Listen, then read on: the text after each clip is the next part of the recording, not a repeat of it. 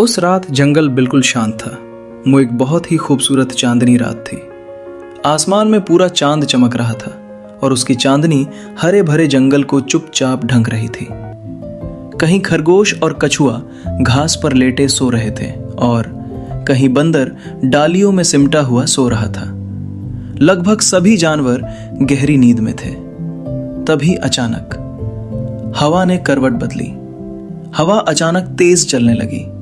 पहले पत्ते हिले, फिर डालियां टूटी और देखते ही देखते जंगल में जोरदार आंधी आ गई। तेज हवा के साथ मूसलाधार बारिश भी शुरू हो गई। बांस के घने झुंड एक एक करके टूटने लगे। कुछ बांस जमीन पर गिर पड़े और कई पानी के तेज बहाव में बह गए। सुबह जब आंधी थमी तो जंगल पहले जैसा नहीं था। हर तरफ गिरे हुए पेड़ थे। ज्यादातर बांस खत्म हो चुके थे। इसी जंगल में रहता था एक पांडा। पांडा का सारा खाना बांस ही था। पहला दिन बीता, पांडा को थोड़ा ही खाना मिला। दूसरा दिन आया, लेकिन खाने को कुछ नहीं था। पांडा कमजोर होने लगा। चलते समय उसके कदम लड़खड़ाने लगे।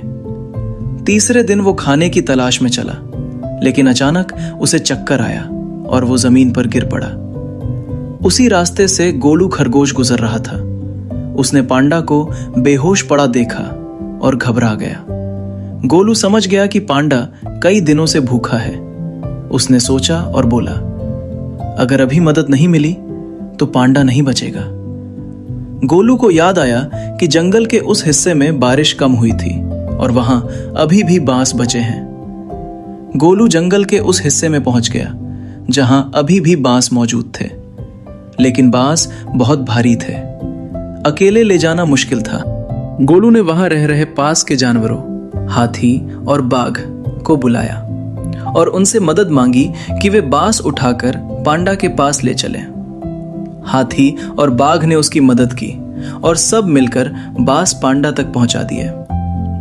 पांडा को पहले पानी दिया गया, फिर उसे बांस खाने को मिले। थोड़ी देर बाद उसके चेहरे पर हल्की सी मुस्कान आ गई।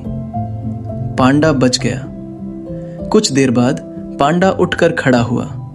उसने गोलू को धन्यवाद कहा और उसी दिन से वो गोलू का अच्छा दोस्त बन गया।